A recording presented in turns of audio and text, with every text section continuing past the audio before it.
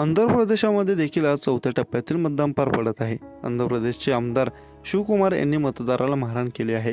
आमदार शिवकुमार हे मतदान करण्यासाठी आले होते, तेव्हा ते मतदानाच्या रांगेतून पुढे जात असल्यामुळे एका मतदाराने त्यांना रांगेत उभं राहायला सांगितलं। तेव्हा संतापलेल्या आमदार शिवकुमार यांनी मतदाराला मारहाण केल्याची घटना घडली।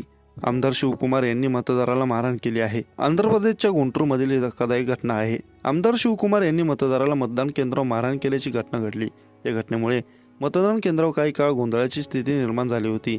आमदार शिवकुमार यांनी मतदाराला केलेल्या मारहाणीचा व्हिडिओ सध्या समोर आलाय।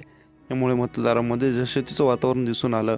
आंध्र प्रदेशच्या गुंटूरमध्ये मतदान केंद्रावर तुफान राडा झाला आहे।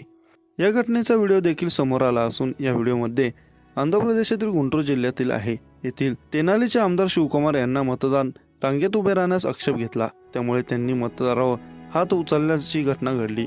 व्हिडिओमध्ये आमदार शिवकुमार आणि मतदार यांच्यात वाद होताना दिसत आहे, तर कार्यकर्त्यांसह आमदार शिवकुमार यांनी या मतदाराला मारहाण केल्याचं दिसतंय।